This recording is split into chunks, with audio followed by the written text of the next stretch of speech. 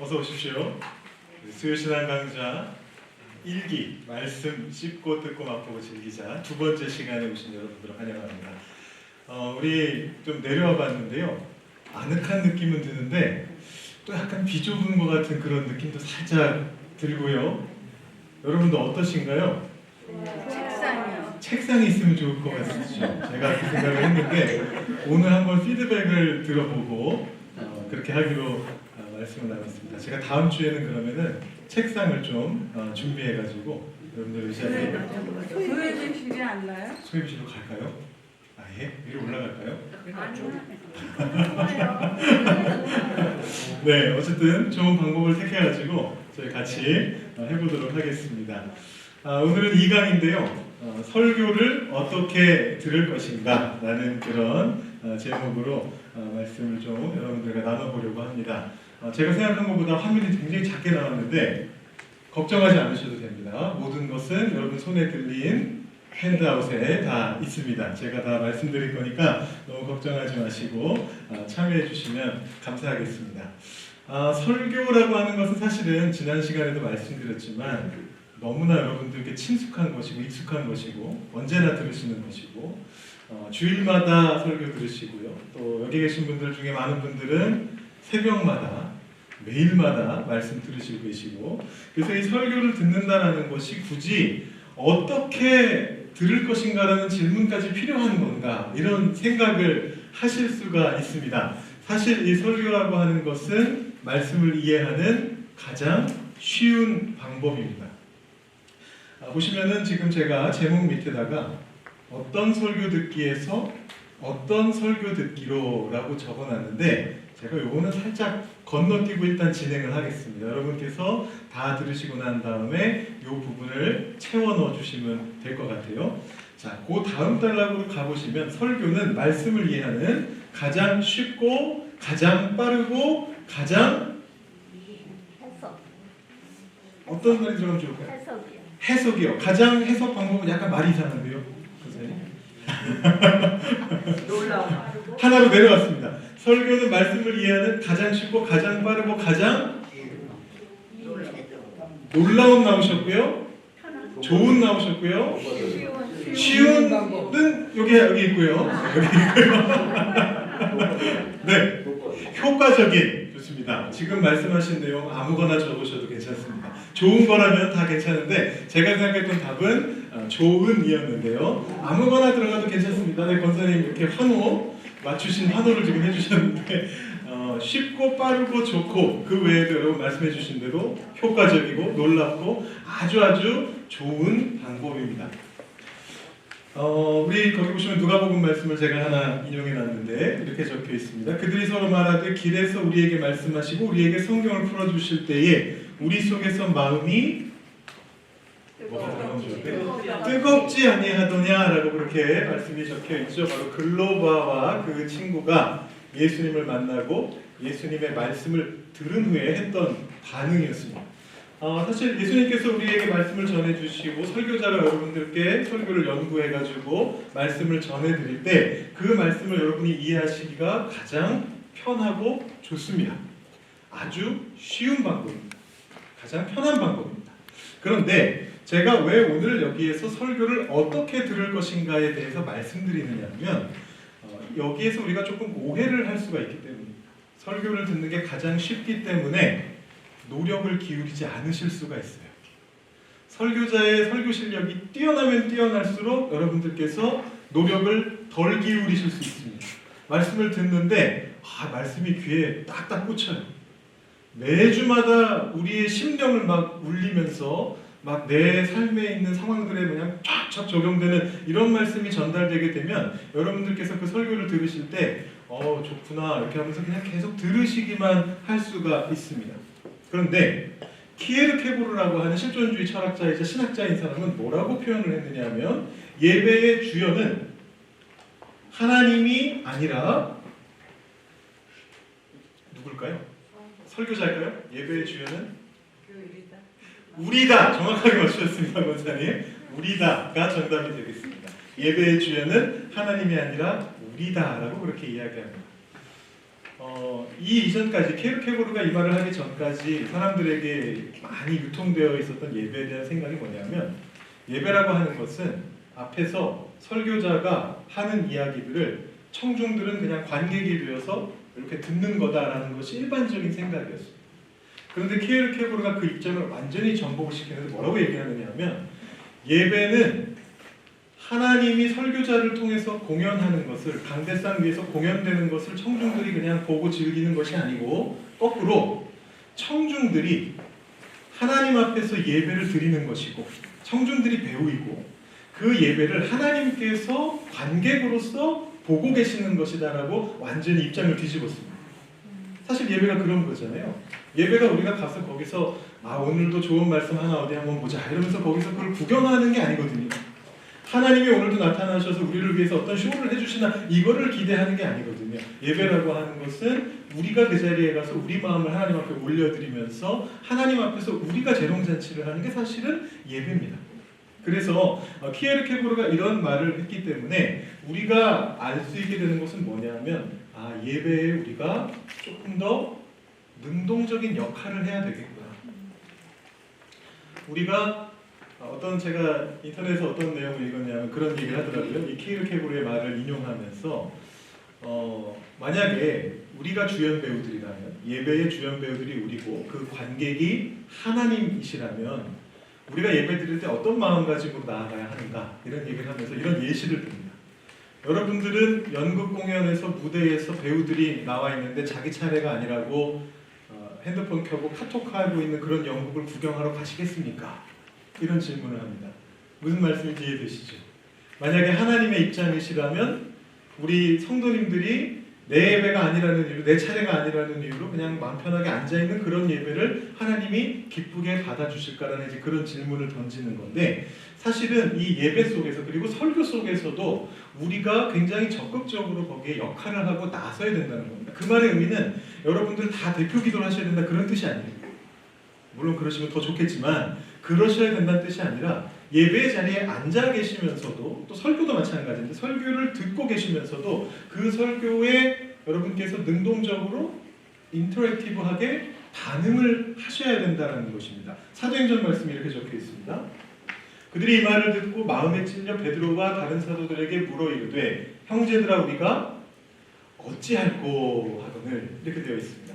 여러분 유명한 베드로의 설교죠. 성령이 강림하신 직후에 베드로가 아주 강력한 설교를 했습니다. 단 한 번에 무려 3,000명을 회개시키는 세례받게 만드는 엄청난 설교를 했는데 그 설교를 한 직후에 반응이 뭐였냐면 그러면 우리가 어떻게 해야 할까요? 라고 물어보는 것이었습니다. 여러분 설교를 들으실 때 이 마음이 필요하다는 겁니다. 나는 이 설교를 들으면서 하나님 앞에서 무엇을 해야 할까? 어떻게 해야 할까? 거기 밑에 보시면 설교의 모델을 제가 적어놨는데요. 설교의 모델이라고 하는 거는 제가 오래된 모델하고 현대의 모델 둘을 좀 구분해놨습니다.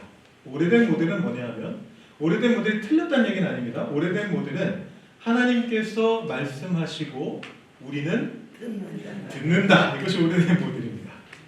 하나님이 말씀하시면 우리는 그저 듣는 겁니다. 그런데 거기에 현대의 모델이 추가됩니다. 그게 뭐냐 하면 하나님의 말씀에 우리가 행동한다. 좋습니다. 제가 생각했던 답과는 조금 다르지만 같은 뜻입니다. 반응한다라는 것입니다. 네, 참여한다도 좋은 답인 것 같습니다. 하나님의 말씀에 우리가 반응하고 참여하고 행동까지 나아가게 되는 것인데요. 이것을 위해서는 조금 설명드려야 될 부분이 있습니다. 이건 조금 이제 제가 여러분들의 수준이 아주 높다는 걸 제가 알고 있기 때문에 조금만 깊이 들어가 보겠습니다. 그 새로운 설교학 운동이라는 게 있습니다. 이게 어떤 거냐면 이제 설교가 어떻게 우리들에게 하나님께서 말씀하시고 우리들에게 어떻게 전달될 것인가에 대해서 연구하는 학문이 설교학이라고 하는 학문인데 이 설교학이라고 하는 학문에서 1960년대에 큰 변화가 한번 일어나게 됩니다. 어떤 변화가 일어나느냐 하면 이런 질문을 던지게 된 거예요. 설교학자들이 설교를 하는데 사람들이 설교를 듣고 하는 것을 보면서 앞에서 목사가 어떻게 설교를 하느냐 하면 자, 이것이 하나님의 뜻입니다 라고 선포를 합니다. 그러면 성도님들은 받아 적습니다. 아멘 합니다. 그리고 나서 그게 옳다라고 믿고 그냥 돌아갑니다. 그런데 그것이 그분들의 삶의 행동을 별로 바꾸지 못해요. 그거를 계속해서 발견하는 가운데 이분들이 질문을 던집니다. 예수님은 어떻게 설교하셨지? 라는 질문을 던집니다. 영원한 우리의 롤모델은 예수님이시잖아요. 예수님은 어떤 식으로 주로 설교하셨습니까? 제가 한 장면을 보여드리겠습니다. 어떤 율법교사가 예수님께 나와왔습니다. 예수님께 가르침을 듣기 위해서 선생님, 내가 무엇을 하여야 영생을 얻으리이까? 이렇게 말하니까 예수님께서 뭐라고 대답하시느냐 하면 율법에 무엇이라 기록되었으며 내가 어떻게 읽느냐라고 그렇게 이야기를 했습니다. 이 말씀 제가 워낙 좋아하는 말씀이라 여러분들과도 여러 번 같이 나눴었는데요. 예수님께 질문을 했으니까 이제 예수님이 답변을 해주시면 되는데, 선포해 주시면 되는데, 영생을 얻는 방법은 이거다! 라고 말씀하시면 되는데 예수님이 그렇게 말씀하지 않으시고 거꾸로 되물으십니다. 율법에 무엇이라 기록되었고 심지어 너의 의견은 어떠하냐? 너는 어떻게 읽느냐? 이 질문을 던지세요. 예수님조차도 말씀을 전하실 때 이렇게 질문을 던지면서 말씀을 전하셨다는 겁니다. 또 하나 예수님의 예시 중에 하나가 뭐냐 하면 바로 비유를 사용하셨다는 건데 이 율법교사의 질문 다음에 예수님께서 뭐라고 답변하시느냐 하면 내 생각에는 이 세 사람 중에 누가 강도 만난 자의 이웃이 되겠느냐라고 이렇게 질문을 하셨습니다. 바로 선한 사마리아인의 비유를 예수님 들려주시잖아요. 역시나 이웃이 누굽니까? 라고 물었는데 이웃은 A, B, C, D 첫째, 둘째, 셋째 이 사람들이 너의 이웃이니까 가서 행하라 라고 말씀하지 않으시고 예수님께서는 비유를 들려주십니다. 스스로 생각하게끔. 여기 제사장이 있고 여기 레위인이 있고 여기 사마리아 사람이 있는데 너의 생각에는 누가 이웃이겠느냐라고 물어보십니다. 그래서 그것을 듣고서 스스로 생각하는 거죠. 사마리아 사람입니다. 도와준 사람입니다. 살려준 사람입니다. 그렇게 말하니까 자비를 베푼 자입니다. 이렇게 말을 하니까 예수님이 그제서야 말씀하시죠. 가서 너도 이와 같이 하라 라고 그렇게 선포를 하십니다. 그래서 이 새로운 설교학 운동이 사실은 현대에 와서 시작이 됐지만 현대적인 방법이 아니라 예수님의 방식을 가져온 겁니다. 예수님께서는 설교를 어떻게 하셨나를 생각하면서 예수님의 방식을 가져와서 이렇게 설교 패러다임을 변화시켰습니다. 과거에는 이런 식으로 설교를 생각했습니다. 성경에 하나님의 말씀이 있습니다. 설교자가 그것을 해석합니다. 그래서 청중들은 그 해석을 그냥 듣습니다. 수동적으로. 끝입니다. 그런데 현재의 설교 패러다임은 이렇게 이야기합니다. 성경은 하나님의 말씀이고 설교자는 청중과 함께 하나님의 뜻을 그 말씀 속에서 찾아가는 것이고 청중은 설교자와 함께 하나님의 뜻을 같이 찾아가는 것이다 라고 그렇게 해석을 하는 겁니다. 어떤 설교가 여러분들에게 주어질 때 떠먹여주는 게 아니랍니다. 떠서 먹여서 그냥 그대로 소화까지 다 대신 시켜주는 것이 아니고 설교자가 열심히 연구하고 노력해서 성경 말씀을 읽고 성령께 간구하고 기도하고 묵상하고 하면서 찾아낸 하나님의 어떤 진리가 있는데 그 진리를 같이 의견을 나누면서 대화를 하면서 설교의 시간을 통해서 같이 대화하며 그분들도 같은 생각을 가지게끔 만들어 나가는 그 과정을 새로운 설교의 방식으로 이렇게 제공하고 있는 겁니다. 이게 바로 새로운 설교 패러다임입니다. 아마 여러분들께서도 종종 그런 설교들을 들으셨을 거예요. 왜냐하면 이 새로운 설교학의 패러다임 변화가 이미 아까 말씀드렸던 대로 1960년대에 시작이 됐습니다. 한국에서는 조금 느리게 적용이 되고 있기는 해요. 그래서 나이가 많으신 설교자분들은 여전히 과거의 방식을 주로 사용하시지만 이제는 조금 많이 바뀌어서 여러분들께서 혹시라도 한국인 목사가 아니라 서양권에 있는 분들의 설교를 들으시는 분들이 계시다면 뭔가 한국 분들이 하시는 설교하고는 좀 다른데 이런 생각을 하셨을 수가 있는데 이제 그런 설교의 방식이 이미 이 서양권에는 굉장히 익숙해져 있고 한국에도 이제는 굉장히 많이 퍼져가고 있는 설교의 방법 중에 하나입니다. 그래서 설교 듣기라고 하는 것이 결코 남의 것을 그냥 듣기만 하는 것은 아니라는 겁니다. 제가 지난주에 그런 말씀을 드렸었거든요. 설교는 남이 요리한 아주 맛있는 음식이다 이렇게 제가 말씀을 드렸었는데 제가 그거 조금 과장한 겁니다. 거기 보시면 제가 남이 조리한 맛있는 음식이라는 표현은 과거의 패러다임에서 조금 과장한 것이다라고 말씀드렸습니다. 그냥 설교 말씀을 아무 생각 없이 듣기만 하고 그대로 행하기만 하면 끝이지라고 생각하시는 분들께 약간 과장해서 표현한 겁니다. 이건 남이 조리한 맛있고 영양 많은 음식이다라는 표현을 썼는데 사실은 설교 듣기는 이런 새로운 패러다임에서 본다면 셰프와 함께 요리하는 내 요리다라고 그렇게 생각할 수가 있습니다. 여러분 그럼 얼마나 좋을 것 같으세요? 그 백종원 씨가 유튜브에서 어떻게 요리하는지를 알려주는데 그거를 유튜브 켜놓고 이렇게 따라하다 보면 손 떨려가지고 실수하실 때도 있고 뭐 안 될 때도 있고 똑같이 따라했는데 맛은 전혀 다를 때도 있고 이제 그런 일들이 생기잖아요. 만약에 내 옆에 백종원 씨가 있어요. 유튜브에 있는 게 아니고 내 옆에 있어요. 그리고 옆에서 바로바로 코치를 해줘요. 그게 아니고 이렇게 넣으세요. 그렇게 하지 마시고 이렇게 넣으세요. 그러다가 먹어봤는데 맛이 이상한 것 같은데 내 입맛은 안 맞는데요. 그럼 거기다가 설탕을 더 넣으세요. 이렇게 옆에서 바로바로 이렇게 얘기를 해주면 얼마나 딱 맞는 내 입맛에 딱 맞는 내 요리가 만들어지겠습니까? 이제 설교의 새로운 패러다임에서는 설교는 바로 셰프의 도움을 받아서 설교자의 도움을 받아서 목회자의 도움을 받아서 자기 자신이 하나님의 말씀을 해석하고 자신에게 적용하는 그런 것이다라는 겁니다. 그래서 지난 시간에도 말씀드렸지만 지역교회 예배에 참여하는 게 그렇게 중요합니다. 여기서 말하는 지역교회, 로컬처치라고 하는 것은 바로 우리 토론토 한인 장로교회를 말하는 겁니다.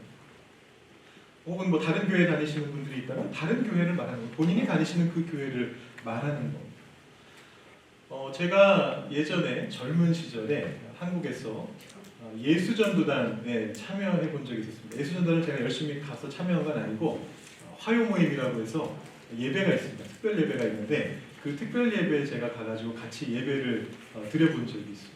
근데 거기 오셨던 분이 아주 유명한 강사님이셨어요. 어떤 선교사님인데 여러분들도 이름을 들으시면 아실 수도 있는 정말 유명한 그 당시에 젊은 청년들에게 아주 인기가 아주 좋으셨던 그런 선교사님이셨는데 그분이 설교를 하시면서 이런 표현을 하셨는데 제가 그게 굉장히 거슬렸습니다. 뭐였냐면 여러분들 화요 모임 오셔서 은혜 받고 돌아가시면 또 결국은 금방 하루 만에 옛날 삶으로 돌아가시죠? 이렇게 물어보세요.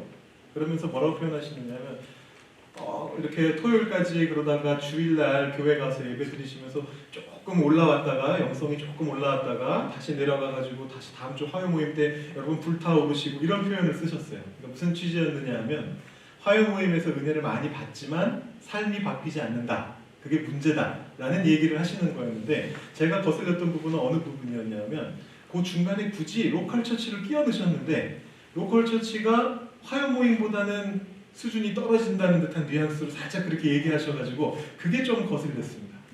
마치 화요 모임에서 은혜 이만큼 받고 삶을 살아가면서 그 은혜 다 까먹고 가다가 주일날 조금 다시 로컬 처치 가서 조금 다시 영성이 회복됐다가 다시 또 까먹다가 다시 그 다음 주 화요일날 와서 화요 모임에서 이렇게 은혜를 받고 이런 표현을 쓰셨는데 제가 그게 조금 거슬렸었는데 사실은 신앙생활이라고 하는 것은 아무리 좋은 모임이 있다 할지라도 자신이 고정적으로 나가는 모임을 중심으로 진행돼야 돼요.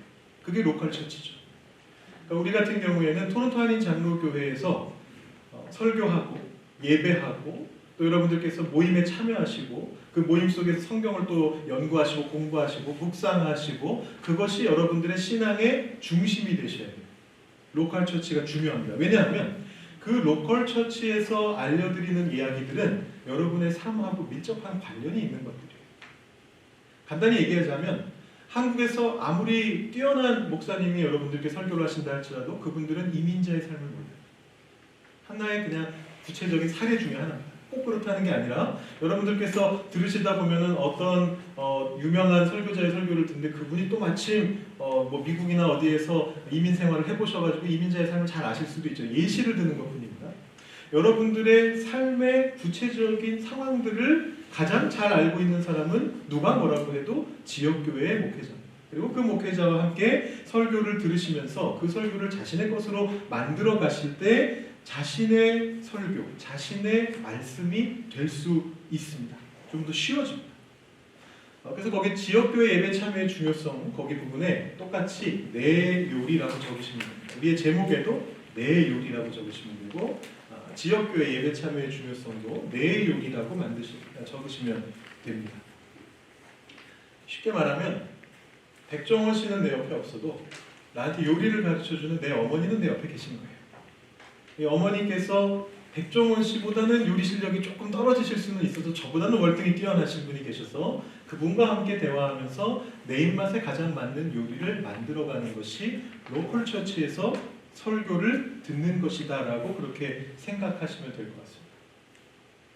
거기 제가 조심해야 할 것이라는 걸 적어놨는데 제가 지금 계속해서 강조하고 있는 게 능동적인 설교 듣기입니다. 적극적으로 설교를 듣는 겁니다. 조금 이따가 구체적인 방법은 제가 조금 이따가 말씀드릴 건데요. 근데 어떤 분들은 이것을 오해하시는 경우가 있어요. 설교를 들을 때 능동적으로 들으라고 했어 라고 말씀하시면서 그 설교자의 설교를 자꾸 판단하고 공격하려고 하시는 그런 분들이 가끔 계십니다. 제가 한국에서 다녔던 저희 모교회는 담임 목사님이 한국 교회가 나눈 명설교자 순위에 들어가시는 그런 분이셨어요. 제가 지난 주일날 말씀드렸던 분은 이대 담임 목사님이시고 그분 말고 그 전에 계셨던 목사님은 그 한국 교회에서 140년 역사에서 명설교가를 꼽아봐라 그러면은 5손가락 안에 들 만큼 설교를 정말 잘하시는 분이셨어요. 근데 그분과 뭔가 이제 신앙생활을 하시면서 척을 지시게 된 교인이 한 분 계셨습니다. 장로님이셨어요. 그 장로님이 이제 목사님하고 척을 지신 다음에 목사님의 말씀을 전부 다 공격적으로 보시기 시작한 겁니다. 그래서 어떻게 이야기를 하셨느냐면 설교는 하나님의 말씀인데 하나님의 말씀에는 오류가 있어서는 안 되지 않느냐. 그러면서 목사님 설교를 다 받아 적어가지고 맨 앞자리에 앉으셨다고 제가 들었거든요. 저도 이제 그때는 어릴 때였기 때문에 나중에 들은 얘기인데 그 장로님이 목사님이 설교하시는 바로 맨 앞자리에 딱 앉으셔가지고 노트를 쫙 펼쳐놓으시고 목사님 설교를 다 받아 적으셨어요. 그리고 집에 가셔서 다 분석을 하셨어요. 그런 다음에 주로 무엇을 공격하셨느냐 하면 문법이 틀렸다. 신학적인 거를 공격하기 어렵잖아요. 왜냐하면 그분은 목사님이고 이분은 평신도인데. 그래서 문법을 다 체킹하신 다음에 구어로 말하시다 보면 당연히 문법 틀리겠죠. 근데 문법을 다 체킹하신 다음에 하나님의 말씀, 오류가 없어야 되는 하나님 말씀을 전하는데 한 번 설교의 문법이 39군데나 틀렸다. 이게 어떻게 하나님 말씀이냐 뭐 이런 식으로 이제 나오셨던 겁니다. 저도 그 얘기를 듣고서 굉장히 여러분과 똑같은 반응을 보였는데 헛웃음을 지었었는데 조심해야 되는 건 뭐냐 하면 설교를 들으시면서 그 설교를 통해 여러분들이 참여하시고 능동적으로 반응하시는 건 좋은데 그게 너무 과한 공격성이 되도록 하시면 안 됩니다. 그건 좀 조심하셔야 돼요. 이런 겁니다. 여러분께서 맛있는 음식을 드시기 위해서 맛집을 가신다고 생각해 보세요. 그럼 거기에서 음식은 얼마든지 평가할 수 있습니다. 먹어봤는데 내 입맛에 안 맞기도 하고 어쩌면 내 입맛에 맞을 수도 있고 그런 것들은 얼마든지 우리가 평가할 수 있는 부분에 들어갑니다. 그런데 예를 들어 어떤 분이 맛집에 가서 오직 머리카락이 나오는지 안 나오는지만 계속 확인합니다. 음식을 뒤집으면서 여기 어디 머리카락 없나. 그런 사람들 뭐라 부르나요? 블랙 컨슈머라고 요즘 부르거든요. 네, 그 와서 일부러 트집 잡아가지고 돈 안 내고 공짜로 맛있는 거 먹고 가려고 하는 사람들 그렇게 부르는데 그렇게 하는 건 안 된다. 그러나 이 말씀을 나에게 주시는 하나님의 말씀으로 받기 위해서는 능동적으로 반응할 필요는 있습니다. 이 말씀을 생각해보고 다시 한번 내 마음속에서 상고해보고 이것이 나에게는 어떤 의미이고 이것은 내가 생각하기엔 내가 조금 버려도 되는 말씀인 것 같고 그것을 우리가 스스로 어느 정도 판단할 필요가 있습니다. 답을 하고 넘어가겠고요. 그래서 이 부분은 공격성이라고 적으시면 되겠고요. 능동성, 적극성이 공격성으로 표출되지 않도록이라고 적고 넘어가시면 되겠고요. 이 설교 듣기의 방법을 조금 더 구체적으로 말씀을 드려보겠습니다. 기본적으로는 삶의 현장에서 바라보는 겁니다. 내 삶의 현장. 그래서 그 첫 번째 괄호는 맨 위에 제목의 괄호는 현장이고요. 그 밑에 첫 번째 괄호는 내 삶이라고 적으시면 되는데 내 삶에 주신 하나님의 말씀으로 받는 겁니다. 이것 자체는 여러분들이 이미 많이 들어오신 이야기일 겁니다. 그런데 여기에서 중요한 것은 그것을 그냥 받고서 끝나는 게 아닙니다. 아, 하나님이 내 삶에 주셨어. 끝. 이게 아닙니다. 그것을 소화시키셔야 돼요. 내 것으로. 네. 그래서 거기 보시면 억지로 적용하지 말고 무엇 안에서 소화를 시키면 될까요? 나의 무엇. 비슷한 말인데요. 신앙과 신학이라고 적으시면 되겠습니다. 제가 거꾸로 썼습니다. 신학과 신학에서 순서는 상관없습니다. 나의 신앙과 신학, 나의 신학과 신앙 안에서 소화시켜라. 여러분 이런 질문을 하실 수가 있는데 신앙은 이해가 되는데 신학은 뭡니까? 저희는 평신도인데 평신도에게 무슨 신학이 있습니까? 라고 말씀하실 수가 있는데 평신도에게도 신학이 다 있습니다. 지금까지 살아오면서 여러분들께서 많은 설교를 들으시고 주로 이제 가장 많은 영향을 받게 되시는 것은 가장 많이 듣게 되시는 담임 목사의 목회 철학이겠죠. 어떤 그런 신학의 영향을 가장 많이 받으시게 되는데 여러분들이 살아오시면서 계속해서 들으시는 설교를 통해서 또 여러분들이 직접 성경을 상고하시는 과정을 통해서 여러분들도 각자 신학을 가지시게 돼요. 그것을 여러분들이 신학 공부를 직접적으로 하지 않으셨기 때문에 구체화시키지 못하실 뿐이지 여러분 안에는 다 어떤 신학이 있습니다. 내가 어떤 말씀을 어떻게 받고 설교를 내가 어떻게 듣는가에 대한 신학이 있습니다. 그 신학과 신앙 안에서 반드시 소화시켜야 됩니다. 만약에 말씀을 소화시키지 않으면 그건 그냥 흘러나가는 말씀이 되고 합니다. 그 과정에서 무엇을 하셔야 되냐면 하나님의 말씀과 지속적인 대화를 하셔야 됩니다. 대화라고 하는 것은 서로의 의견을 주고받는 겁니다. 그러니까 일방적으로 듣기만 하시면 안 된다는 뜻이에요. 그 말씀에 대해서 질문을 자꾸 던지셔야 돼요. 제가 아까 말씀드렸듯이 머리카락 찾으려고 하시는 질문은 좋지 않은 질문이지만 그게 아니라 이 말씀이 도대체 나에게 어떤 의미고 내 삶 속에서 어떤 역할을 할 것이고 나와 어떤 관계가 있는지를 계속 캐물어보는 질문을 던지는 것은 아주 중요한 질문입니다. 대화하는 것입니다. 그러면서 그것을 삶 속에서 다시 곱씹으면서 반복하는 겁니다. 예, 반복하는 거예요. 반복하라라고 적으시면 됩니다. 제가 거기에 또 다른 예시를 적어놨는데 그건 바로 월요일 새벽기도와 나눔 질문이라고 제가 적어놨습니다. 여러분 잘 아시는 것처럼 우리 교회 새벽기도 중에서 월요일 새벽기도는 주일 설교 내용을 다시 한번 정리해서 여러분들께 알려드리고 있어요. 제가 작년 말부터 그렇게 하고 있는데 그 까닭은 뭐냐면 이 설교를 주일 설교를 한번 듣고 거기서 끝나지 않았으면 하는 마음이 있어서 그렇습니다. 그래서 그 설교를 월요일날 다시 한번 요약하게 되고요. 그 다음에 나눔 질문을 여러분들께 드립니다. 나눔 질문은 주보에 적혀 있고 그래서 여러분들 주일날 나눔 질문을 받으실 수가 있고 그걸 다시 한번 월요일 새벽 기도 때도 다시 한번 그 나눔 질문을 가지고 직접 생각해 보실 수 있는 그런 시간을 드리고 있습니다. 사실 더 좋은 것은 거기에서 그걸 가지고 다른 분들하고 대화를 나누시면 더 좋습니다. 사실은 그 나눔 질문은 주보에 넣어드리는 이유는 혼자 보시는 것도 좋지만 때로는 어디 모임 같은 데서 여러분들이 같이 나누시면 더 좋겠다라는 그런 생각으로 드리고 있는데 그런 과정들을 거치면서 적어도 여러분들께서 주일과 월요일 이틀 동안에 하나의 말씀과 그것에 대한 내용을 가지고 계속 여러분들이 반복해서 생각해 볼 수 있는 그런 시간을 지금 드리고 있는 건데요. 이것이 바로 설교 듣기에 아주 중요한 방법 중에 하나입니다. 그러면서 여러분들이 주일에서의 삶과 월요일에서의 삶 속에서 그거를 여러분 삶에 적용시켜 보실 수가 있거든요.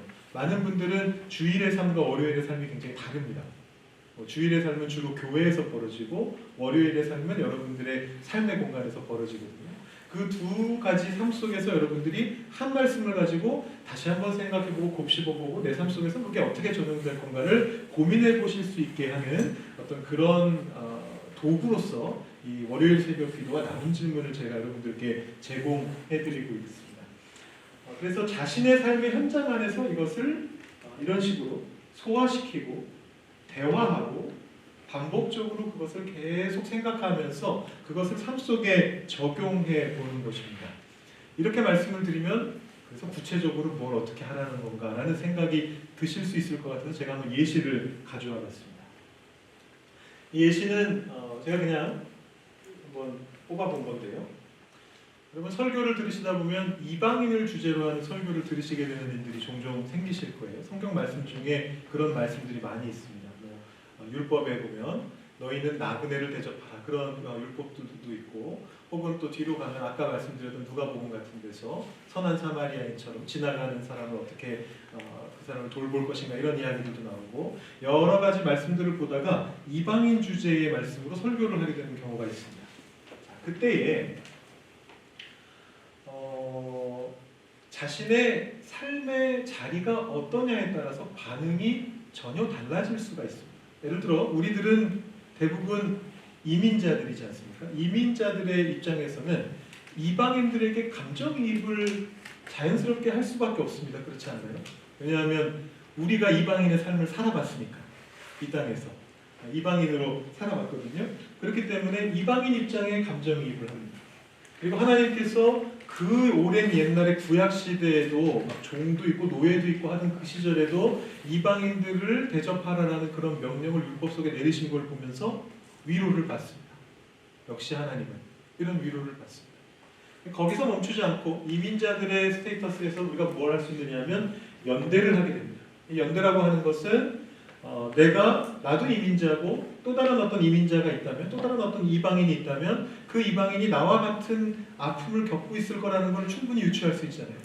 내가 처음에 이 땅에 왔을 때 30년 전에 40년 전에 내가 이 땅에 와서 겪었던 아픔을 이번에 새로운 저 사람이 겪고 있을 것 같으니까 내가 다가가서 그 사람을 대접해 줄 수 있는 거죠. 그 사람이 필요로 하는 것을. 만약에 이런 식으로 적용을 하셨다면 그거는 이민자라는 자신의 삶의 현장 속에서 이 말씀을 적용한 거다라고 보실 수가 있습니다. 그런데 이 캐나다 땅에는 이방인 이민자들만 있는 것이 아니고 백인들이 있습니다. 요즘은 그 백인들이 거꾸로 이제 밀리기 시작해가지고 조금씩 이제 거꾸로 소위 말해서 백래쉬가 이제 벌어지고, 왜 우리의 권한을 이렇게 많이 뺏어가느냐 이러면서 오히려 막 그런 일들도 벌어지고는 있는데, 제가 이제 공부를 하는 자리에 있어 보면 이 학교 이제 공부를 많이 한 분들일수록 이 문제를 굉장히 민감하게 생각하거든요. 그래서 이제 백인 주류 세력들이 이런 설교를 듣게 되면 깨달음을 얻게 되는 거죠. 아 그렇구나. 우리 주변에 이민자가 있는데, 이방인이 있는데, 캐나다는 굉장히 많은 오랜 예전부터 그런 것들을 해왔기 때문에 그들이 이미 그런 생각들을 많이 하지만, 아직도 예를 들어 미국 같은 곳에서는 백인 주류 세력이 당장 오는 이민자들 다 몰아내야 된다 이런 얘기들을 하고 있단 말입니다. 그럴 때 이런 선포가 주어지면, 이방인 주제의 설교가 주어지게 되면 거기에서 생각을 하게 되는 거죠. 깨달음을 얻게 되죠. 아, 내가 보지 못한 곳이 있구나. 내가 생각하지 못한 곳이 있구나. 그리고 낮아질 수 있습니다. 그리고 마지막 바로에는 제가 연대와 비슷한 단어 한대를 적어봤습니다. 한대입니다. 한대.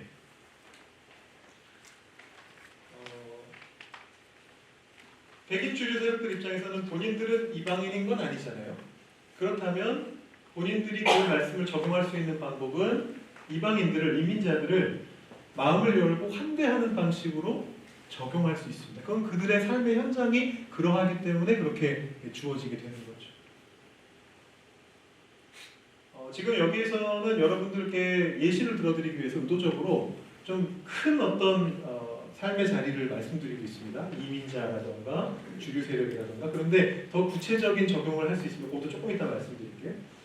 자, 여기까지 우리가 생각을 해봤는데 또 다른 그룹이 있습니다. 우리 캐나다에는 백인 주류 세력들과 이민자들과 또 누가 있습니까? 예, 원주민들이 있습니다. 원주민들의 입장에서 이방인 주제의 설교를 들으면 어떤 생각이 들까요?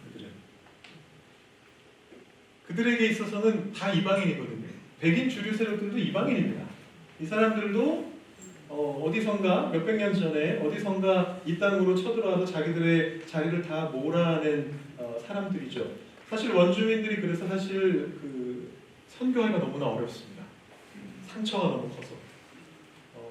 예전에 백인 기독교인들이 그들의 땅을 다 차지하고 그들을 이렇게 핍박했던 그런 역사가 있기 때문에 그런 역사적 흐름 속에서 기독교를 받아들이는 게 참 쉽지가 않고 그래서 사실은 제가 밴쿠버 있을 때도 러브코프스라고 하는 단체가 있는데 여기 나학스 출신이신 홍성득 목사님이 하시는 곳이거든요. 근데 거기가 제가 마침 그때 섬겼던 교회가 서리자노 교회가 그 홍성득 목사님이 세우셨던 교회여서 저도 거기에 많이 이제 참여를 했었는데 그분이 가지고 계신 기본적인 말씀이 뭐였냐면 이거는 우리 한국인들에게 주어진 사명이다. 한인들에게. 왜냐하면 백인들이 가서 복음을 전하면 이방 그 원주민들은 복음을 들을 생각 자체를 아예 안 한다. 마음이 안 열리기 때문에. 그런데 우리 한인들은 크리스천이긴 하지만 그때 당시에 그 죄를 저지른 그들의 직접 후손이 아니기 때문에 일단 기본적으로 마음을 조금 열게 되고 그 다음에 이제 거기에 그분은 추가로 이제 무슨 얘기들을 하시냐면 얼굴이 닮아서 그런 얘기 들어보셨습니까? 네, 그분이 그런 얘기 하시더라고요. 언젠가 원주민 친구들을 한국에 한번 데려가서 한국 문화 체험을 시켜줬는데 그 공항에 딱 내리자마자 인천공항 딱 내리자마자 그 친구들이 눈이 막 이렇게 둥그레지더래요. 화들짝 놀라더래요. 우리 같은 사람들이 여기 왜 이렇게 많아요? 그러면서 깜짝 놀라더라고 그런 얘기를 전해주셨는데 그래서 그것이 우리 한인 크리스천들의 사명이다 이런 얘기를 하셨거든요. 원주민들은 일단 처음에 이 말씀을 접하게 됐을 때 아마도 분노하게 되겠죠. 기본적으로 분노할 겁니다. 이방인들인 주제에 왜 우리의 땅을 다 차지했는가? 그래놓고 왜 와서 하나님을 사랑이라고 말하는가? 분노하겠죠. 그들의 삶의 자리에서는 그것이 정상적인 반응입니다. 근데 그것에 대해서 이해하는 설교자가 이해하지 못하는 설교자가 아무리 설교해봤자 그건 소용없고요. 그들의 아픔과 분노를 이해하는 설교자가 그 자리에 가서 그들과 같이 대화하면서 계속해서 이 이방인과 관련된 설교를 하게 되면 그 중간쯤에서 어느 순간인가는 전환이 일어나게 되죠. 하나님이 이방인들을 얼마나 사랑하시는가에 대한 그 관점이 이제 바뀌면서 자신들에게 적용이 되게 되고 그러다 보면 그것이 기대로 나아갈 수도 있게 된다는 것입니다. 뭐 꼭 이렇게 된다는 뜻이 아니고 어떤 하나의 예시를 보여드리고 있습니다.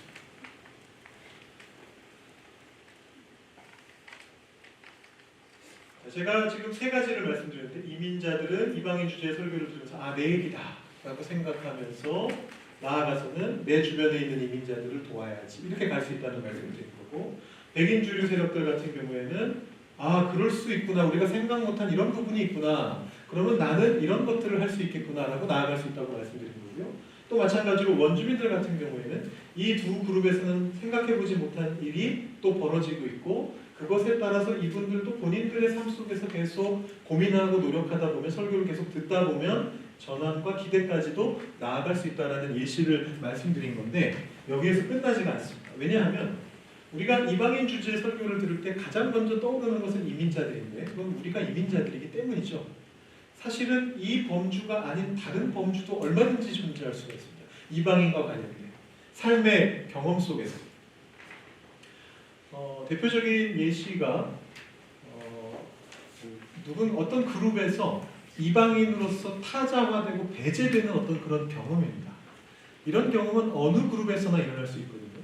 제가 최근에 어떤 이야기를 읽었느냐면 한국에서 일어난 일인데 노인정에도 그 왕따가 있답니다. 보셨습니까? 그 기사 혹시 보셨습니까? 노인정에도 왕따가 있다는 기사가 있었어요. 제가 그거를 진짜 최근에 읽었는데 한 일주일 전에 읽은 것 같은데 어떤 예시가 나오냐면 제 어머님이 이제 할머님이시죠. 어머님이 좀 우울해하셔서 그 어머님을 동네 노인정으로 이렇게 모셔갔다는 거예요. 거기서 이제 다른 분들하고 이렇게 대화 나누시면서 좀 우울함을 푸시라고 이렇게 거기에 모셔갔더라는 거예요. 근데 이분이 조금 몸이 안 좋으신 분인데 그래서 걷는 게 좀 불편하신 분인데 그분을 거기다 모셔갔는데 몸이 불편해서 걷기 힘들다는 이유로 그만 나오라고 그랬다는 겁니다. 당신은 이제 그만 나오시오. 그랬다는 거예요. 근데 그 말을 듣고도 아니 왜 몸이 안 좋다는 게 왜 내가 여기서 못 나와야 되는 이유가 되느냐라고 이제 생각을 한 거죠. 따님이 그렇게 생각하신 것 같아요. 그래서 계속 더 보냈는데 그랬더니 이제 교묘하게 왕따를 시키는 이제 그런 일들이 있었다고. 대표적으로 더워가지고 에어컨 앞쪽으로 걸어갔더니 거기 다 차지하고 있는 선임 노인분들께서 여기는 우리 자리니까 이쪽으로 오면 안 된다.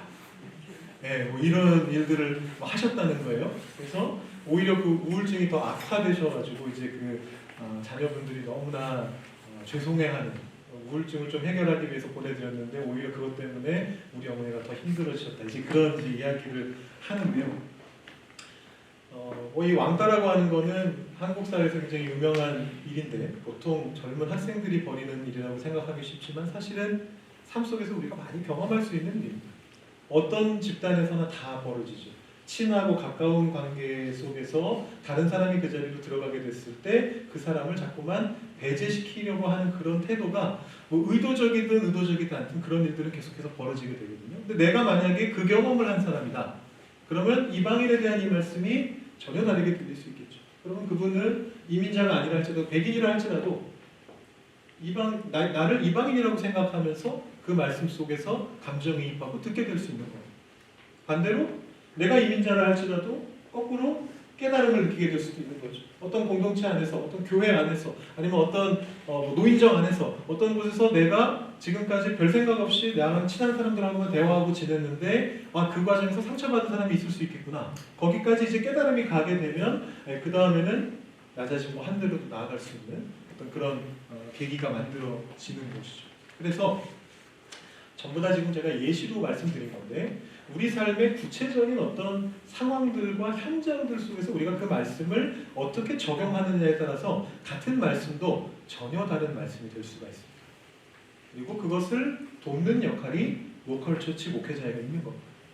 가장 본인에게 맞는 말씀이 전달되어질 수 있게 하기 위해서 저는 저 나름대로 여러분들과 만나면서 여러분들 이야기를 들으면서 여러분들의 생각들을 듣고 삶을 들으면서 거기에 맞출 수 있도록 말씀을 잘 준비하는 것이고 여러분들은 다시 그것과 대화를 하시는 거예요. 설교를 그냥 듣고만 계시는 게 아니고 거기에 내 삶을 계속 언급하면서 같이 대화를 해 나가시는 것을 통해서 여러분들의 삶에 보다 구체적으로 설교를 적용하실 수 있게 되는 것입니다. 이것이 설교를 어떻게 듣는가에 대한 오늘의 주제입니다. 여러분 그러면 이제 첫 번째 제목을 어떻게 붙이셔야 되는지 좀 감이 오셨나요? 뭐라고 붙일까요?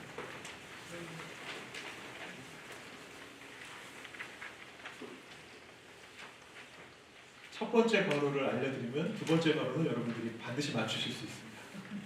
첫 번째 괄호는 수동적입니다. 혹은 뭐 소극적이라고 하시는 거죠. 수동적 설교 듣기에서 어디로 가면 될까요? 네, 정답입니다. 모두 맞추셨습니다. 능동적 설교 듣기로 가는 겁니다.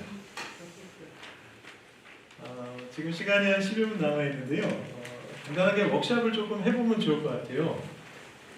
근데 여러분들이 그걸 가지고 같이 몇 분이 이야기를 나누실 수 있으면 제일 좋을 것 같은데 이 공간에서 가능할지는 제가 지금 잘 모르겠습니다.